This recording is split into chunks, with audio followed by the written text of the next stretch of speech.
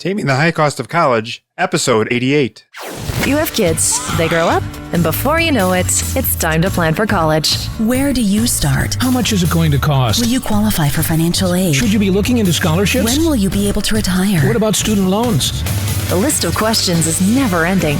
The good news is, all the answers are right here. Welcome to the Taming the High Cost of College podcast. Here is your host, certified financial planner, Brad Baldridge. Hello and welcome to Taming the High Cost of College. I'm your host, Brad Baldridge. Today we have a great interview with Trace Mayer. He is an expert on the Bitcoin. He's very active in the Bitcoin community, and he's going to teach us a ton about Bitcoins and blockchain. And a lot of you are saying, well, what the heck is that? And it's a new technology that's going to potentially revolutionize a lot of secure transactions that we've done in the past. How to transfer medical records or stock certificates. It's technology behind the Bitcoin as far as just transferring currency or money from country to country or from person to person without having a third party or a bank in the middle. So it's a lot of great technology. Now, a lot of you are saying, well, what does this have to do with college?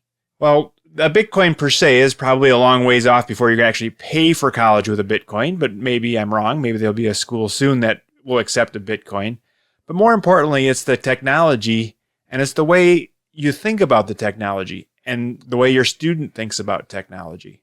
Bitcoin is going to be potentially a brand new industry, just like cell phones didn't exist when you and I were going to college. Again, we're the old parents in the room. So we didn't have cell phones growing up, and we just had a really long cord on our phone, and we took it into the bedroom, and that's how we got our phone from room to room. Since that time, of course, cordless phones have come along, and then cell phones have come along, and a lot of great advances. There are advances, of course, now in finances and technology as far as around the Bitcoin. So if you're interested in the Bitcoin, by all means, you'll learn a little bit about the Bitcoin, but you also learn bigger applications. We'll learn about block technology and other technologies, and just think about, and maybe this isn't the right technology for you. Maybe your student is going to get involved in medical technology, or computer science, or engineering technology, or materials, or lighting. I mean, there's all kinds of great technology. Solar. There's huge industries that are being created as we speak. And all these industries are going to need workers, and all these workers are going to need to get trained either on the job or through their own endeavors or through college. And all of this, I think, applies to our future. So go ahead and listen to this great show about Bitcoin. And show notes are available at tamingthehighcostofcollege/88. And Trace does mention a number of websites and so forth. We're going to have that all available for you on the show notes, so you don't need to write them down. You can just come to our website. But enjoy this interview. And again, think about the bigger picture. How does this apply to our future? Both you as parents, who maybe you can say, you know what, I don't need technology. I can get by. But what about your students? They're going to have to learn and understand technologies, kind of like you struggle with your cell phone, but they get it. What are they going to be struggling with when they're 40 years old? They're going to have to keep up with technology as well. All right, let's go ahead and jump into this great interview with Trace. All right, today we're sitting down with Trace Mayer. He is a Bitcoin expert. He literally wrote the book called Bitcoins for Kids. Welcome, Trace. Oh, glad to be here. All right, so I guess to start with, I think most people listening to this are old and they have kids of their own, and perhaps they've never even heard of what a Bitcoin is, or maybe they've heard of it, but they don't really understand it. So why don't you tell us a little bit about what a Bitcoin is, and then we'll jump into a little bit more about why you got involved in it and so forth. Yeah, so Bitcoin at its kind of fundamental layer, it's a new internet protocol. So, when we go to use the internet, we type in HTTP Amazon.com. And that's actually using a protocol. It's called Hypertext Transfer Protocol. Or when we want to send an email to somebody, we use what's called SMTP. It's Simple Mail Transfer Protocol. And what protocols are is they're rules that these networks, these computer networks and these computers follow in order to move the information around. Now, what's really cool about Bitcoin is it's the first time that we're able to send value over a communications channel. So we're able to, the easiest way to understand it is we're able to send money over the internet. And this is at the real root layer of the internet, because everything we've had before, we've always had to go through a centralized third party, whether that's a bank like Wells Fargo or whether it's something like PayPal. But this time we're able to send money directly person to person using internet protocol. And so, that's just one application. We're going to be able to have thousands of applications of this blockchain technology, but it is going to fundamentally kind of change the way that we send money, the way that we establish trust on the internet, and it's really exciting. Right. Okay. So I guess there's two things at play here, just to kind of clarify. There's the Bitcoin, which is one particular application of this technology, and then there's also the huge market of the underlying technology itself. Is that fair to say? Well, so Bitcoin, in order to use the internet protocol, you need what are called Bitcoins. They're the token that you use to send around. It's kind of like the gold coin. And then it's also the ability to email it, or emailing the gold coin around to everybody, if that helps clarify a little bit. Right. But I mean, Bitcoin could go away, but there'd still be this technology behind it, similar to maybe silver replacing gold or gold replacing silver in the ancient days, and then paper money replacing that, and then et cetera, et cetera. Bitcoin may or may not survive, but there's still a huge technological infrastructure behind Bitcoin that might survive and be, come up in a different way. Yeah, I guess to hone in a little bit on that, Bitcoin, you've got blockchain technology, and so an analogy would be metal. And then you've got Bitcoin, and an analogy would be gold. And so and then with gold, we have lots of different uses for gold. We can fill our teeth with it, we can use it in computers or electronics, or we can use it as money.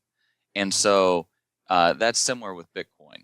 It's just one of many different internet protocols that enable us to send value over the internet, or these protocols, and only one use of it is as money, but there are lots of other uses that we could use Bitcoin for, and we could use these other protocols for.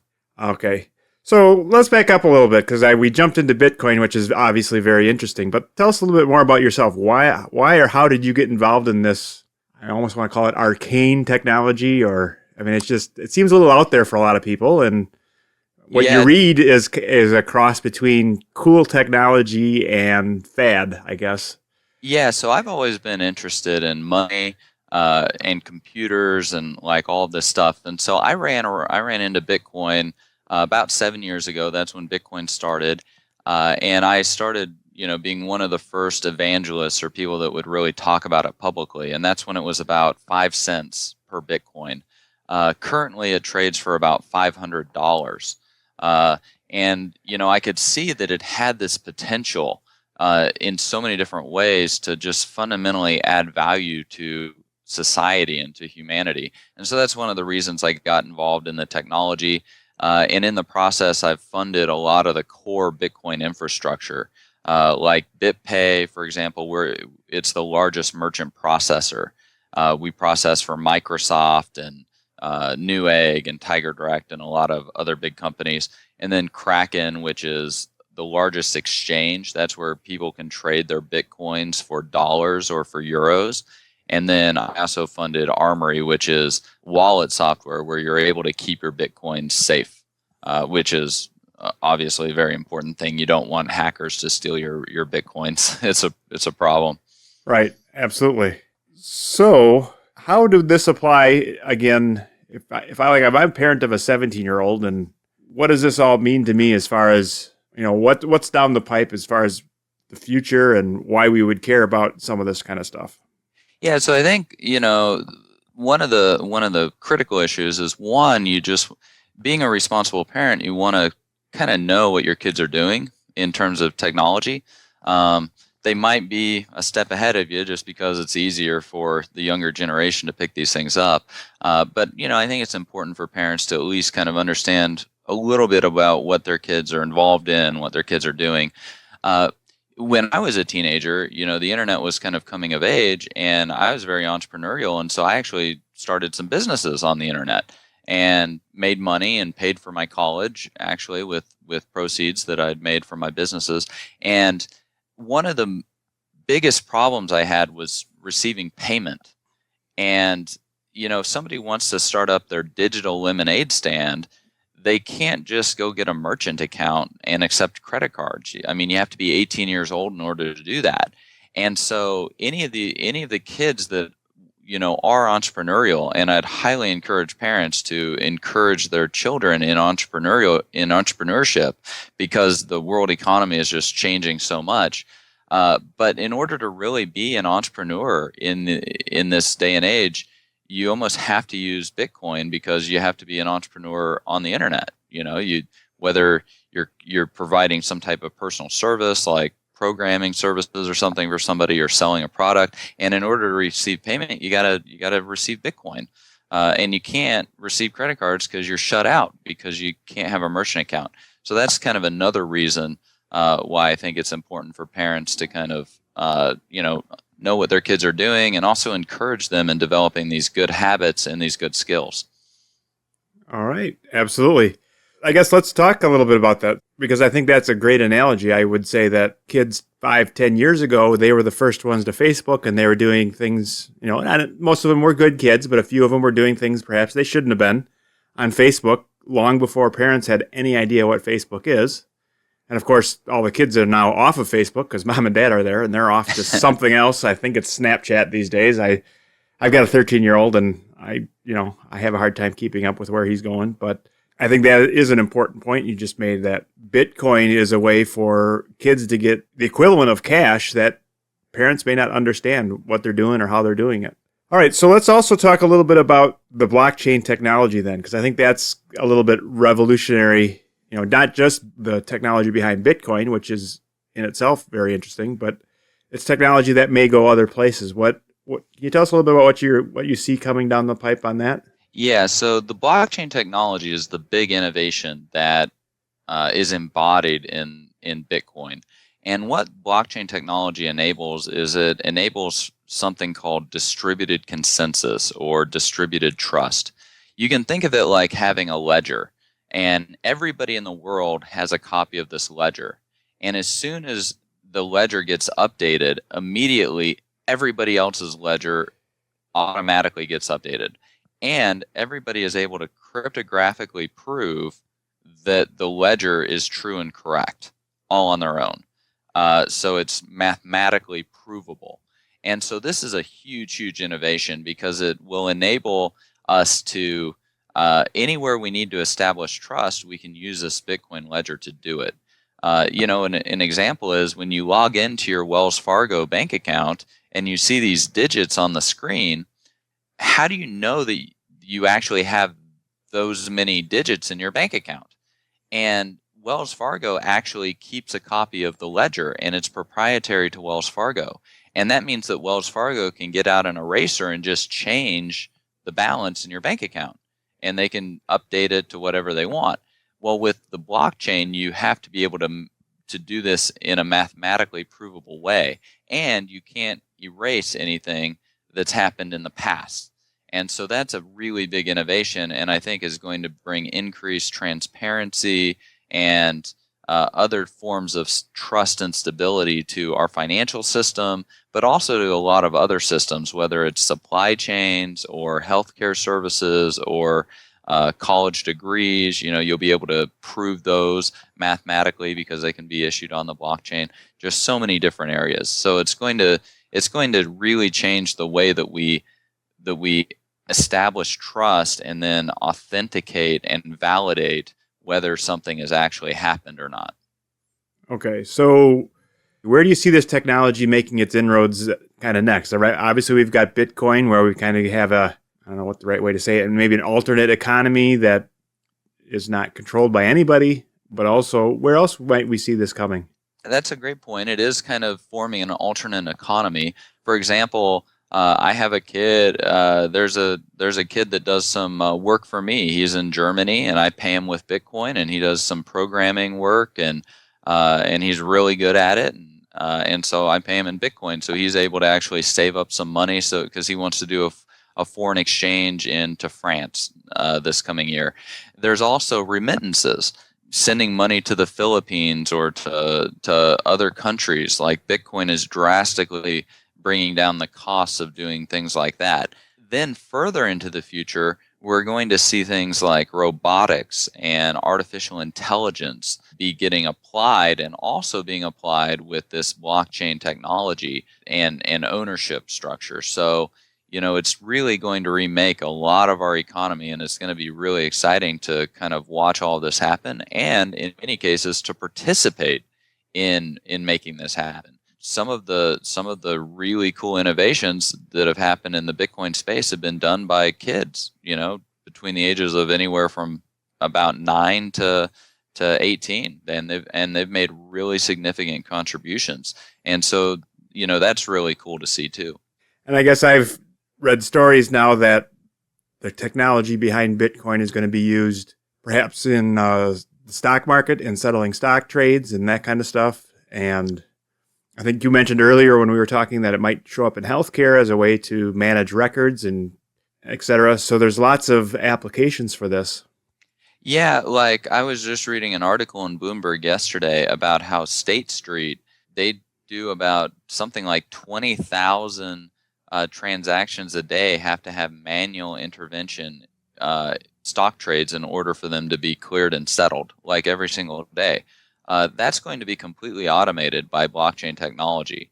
So all of those jobs aren't going to be there anymore, at least, doing that menial paperwork. There will be jobs writing the software code, and writing the systems that interact with Bitcoin and things like that. So we're going to see a lot of this creative destruction taking place in our economy, kind of like when we discovered electricity. And next thing you know, we've got washing machines for our clothes, and that frees up a ton of people's time. We're going to see the same type of thing happen with this technology. It's going to free up a lot of time. It doesn't mean that there aren't going to be any jobs. It's just the jobs are going to be completely different. And I think they're going to be mainly in math, statistics, information systems, robotics, artificial intelligence, things of that nature. Absolutely. And I think another analogy would be the cell phone industry. When you and I were at school and saying we probably were never thought of or were offered the idea of, hey, you could be a programmer and you could design applications for cell phones. Yeah, I mean, it's really crazy to think about. Like when my dad was in college, he used a slide rule. And now I have more processing power in my smartphone than the people who put the man on the moon. I have more processing power than they do. So the rate at which we're developing our technology and getting it out into the hands of individuals is just happening at a faster and faster rate. Right. And I guess the point there is that if you're going to be working in the blockchain technology, you're probably not going to study it in school at this point. Yeah, there are no classes. I think there's one degree. There's a master's degree in digital currency at a school in Cyprus. But otherwise, I think there's a course at Stanford. There's another course at Princeton that's specifically blockchain technology. They're like 3 credit courses, 3 credit hours.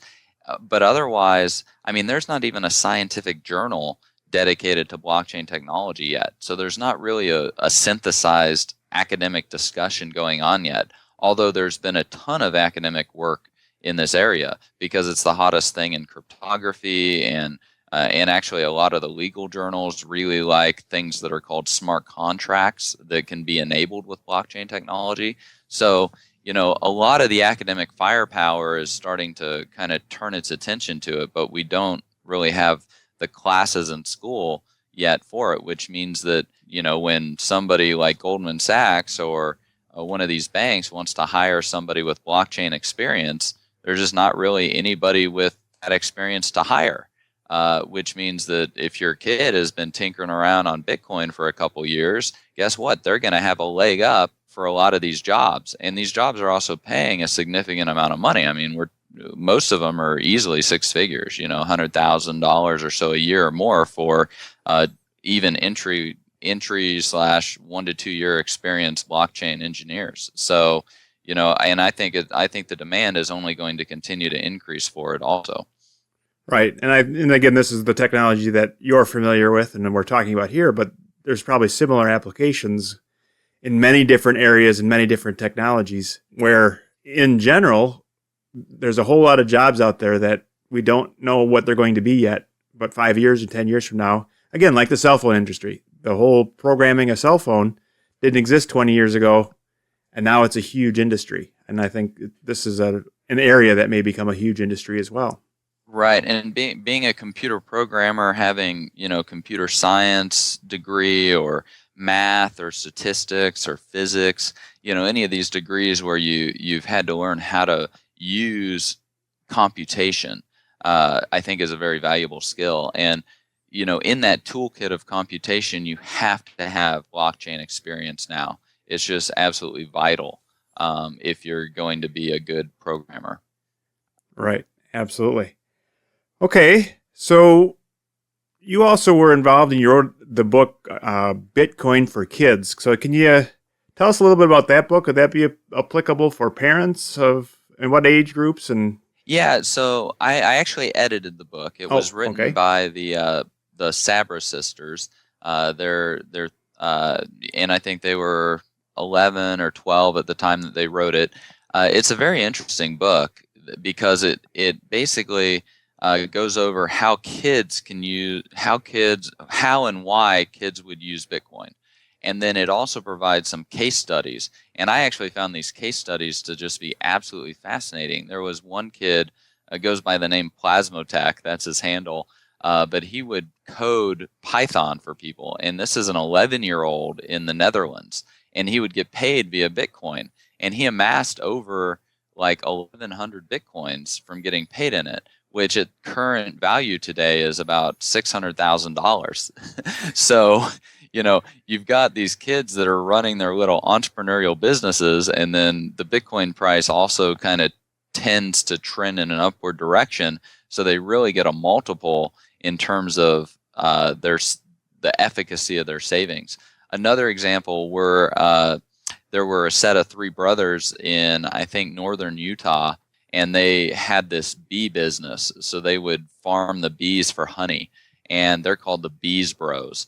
That's their website, BEESBROS.com, and you can buy like honey lip balm, and honey roasted almonds and stuff like that.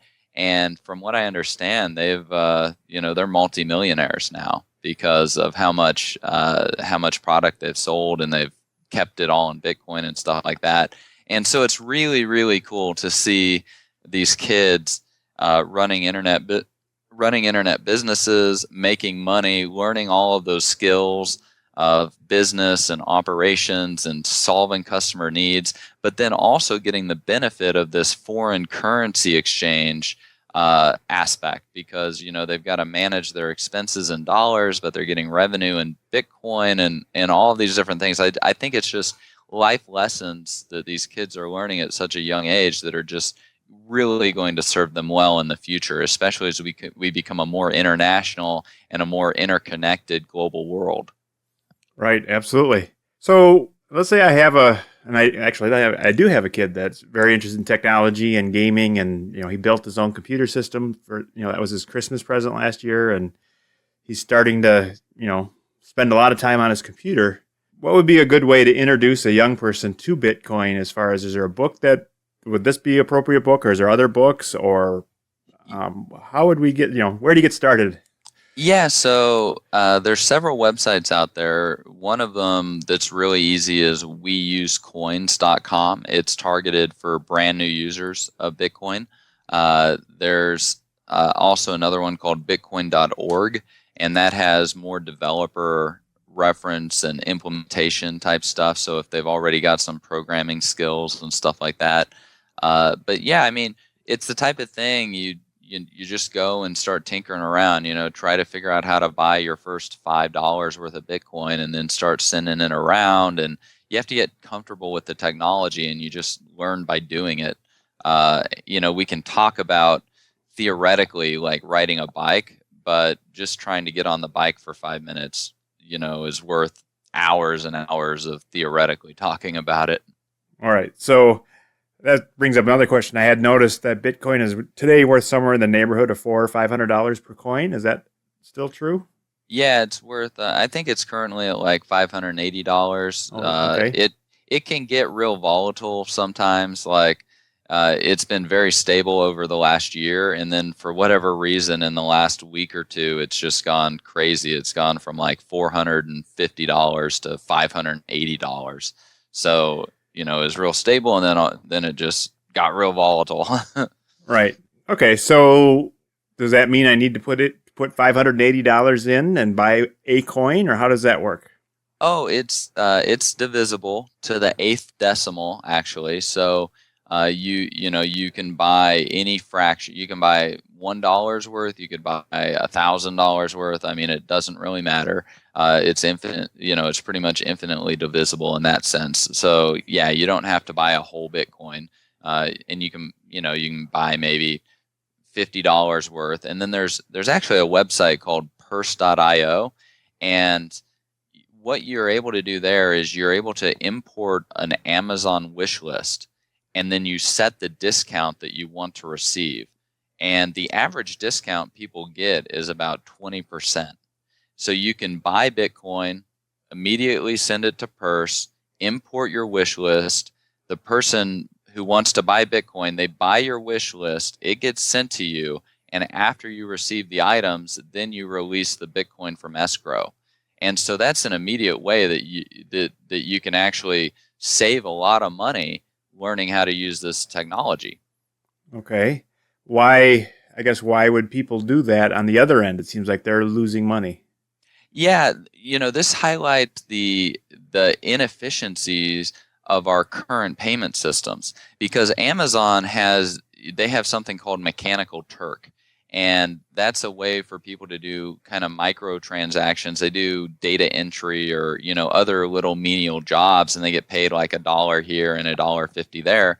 Well, a lot of these people are in the Philippines or they're in Bangladesh. They're somewhere where Amazon doesn't ship product, and they don't have good, reliable financial infrastructure. So they get paid, they don't have bank accounts, so they get paid with Amazon gift card credit. Then Amazon doesn't ship to them. So they're stuck with this Amazon gift card credit that they got paid with, but no way to really realize the value in their life. And so they actually find it more advantageous to turn around and buy something on Amazon for somebody and then get Bitcoin, because they can turn the Bitcoin into their Philippine pesos or whatever their local currency is a lot easier. So Bitcoin's helping make the global economy just remove a lot of the frictions that come about because of our current payment infrastructure, because it's just so hard to get payments sent all over the world. And Amazon and Google and a lot of these companies face challenges with that. Okay, so do you foresee, or do you think companies like Amazon and Google will start accepting Bitcoin soon? Yeah, some of them do already. Like Microsoft accepts Bitcoin, and they use BitPay, which is the merchant processor that I invested in. And then Overstock.com, they accept Bitcoin, and they actually ship now to all countries in the world pretty much. And so Amazon only accepts payment and only ships to about 55 countries. And so they're leaving entire country. They're not even competing in entire countries. And the main reason they're not competing is because they can't, those countries don't really have credit cards, and it's not feasible to take bank account wire transfers because it costs like $50 or whatever. And so, Amazon's either going to start accepting something like Bitcoin, or they're just going to leave the entire market to a competitor like Overstock. And also, accepting Bitcoin, there's no PCI compliance costs, there's no fraud, there's no chargebacks. So it's actually a lot cheaper to accept Bitcoin also for the companies. So there's really not a lot of downside for them, and there's a lot of upside. Okay. Now, what about the IRS? What does the IRS think of Bitcoin? Yeah, so the IRS has actually issued guidance, and they recommend that it be treated like property, which means that there needs to be capital gain or capital loss associated with it. So if you're, and I think that's mainly, I mean, it's, I suppose, applicable to everybody, but it's, it's mainly for the larger, like Fortress Investment Group bought $20 million worth of Bitcoin. And so they wanted to know, since they're publicly traded, they wanted to know how to account for it on their financial statements, and also how to treat it for tax purposes. And so the IRS put out this type of guidance. And a lot of the different wallet software and stuff, it will help people who do want to be compliant with all the taxes to every last penny. It'll help calculate those gains and losses, appropriately.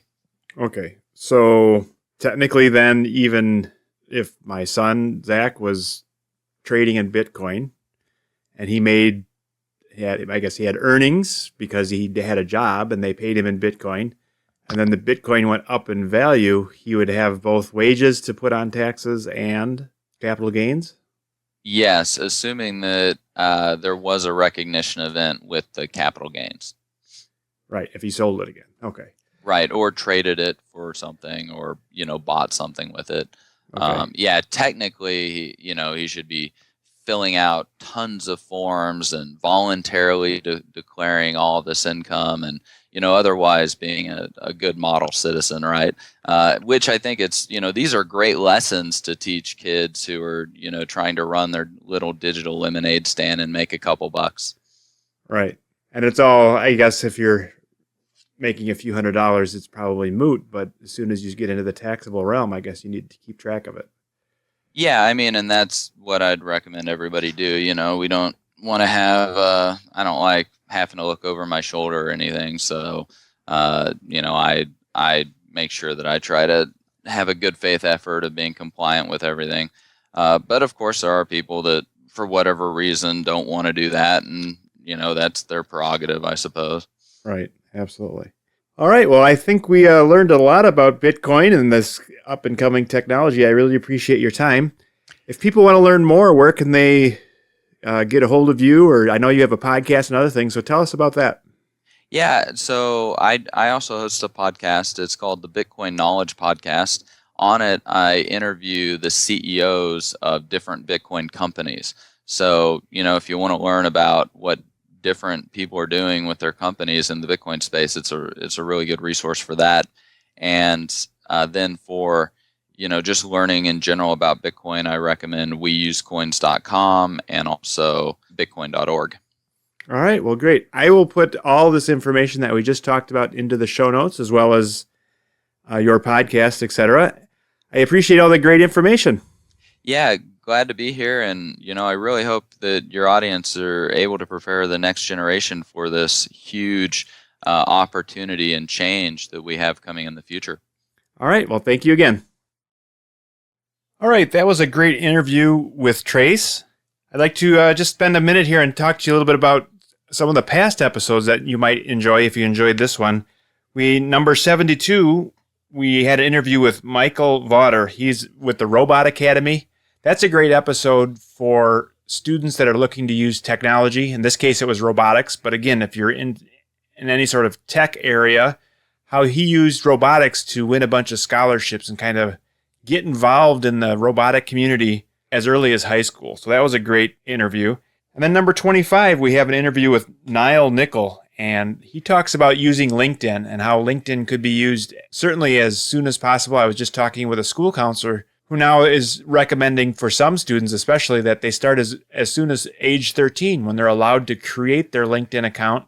They go ahead and get started and start building an online resume that they can use through high school and then use through college and then ultimately use it when college is finished as part of their recruiting and finding their first job. But for many students, you're networking and building your links and getting plugged into the whatever industry or world you want to get involved in can start as soon as you're 13 and you're allowed to have that LinkedIn account. So if you want to learn more about LinkedIn, that's number 25 as well. So there's a couple other episodes, and of course there's many back episodes about all sorts of topics. So if you're new to podcasting, you can go to iTunes, Apple iTunes, and there's the whole list of podcasts there under Taming the High Cost of College.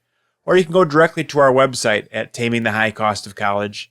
Click on the podcast tab, and then there will be a list of all the back episodes and all the show notes for for all 88 episodes that we've put out there so far. Again, hopefully this has been great information for you. We appreciate you listening.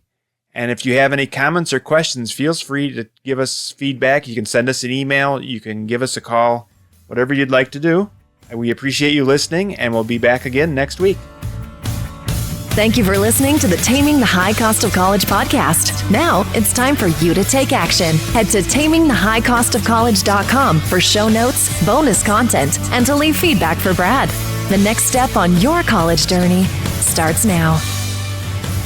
Brad Baldridge is a registered representative of Cambridge Investment Research and an investment advisor representative of Cambridge Investment Research Advisors, a registered investment advisor. Securities are offered through Cambridge Investment Research Incorporated, a broker-dealer and member of FINRA and SIPC. Brad owns two companies, Baldridge Wealth Management and Baldridge College Solutions. The Baldridge companies are not affiliated with Cambridge Investment Research.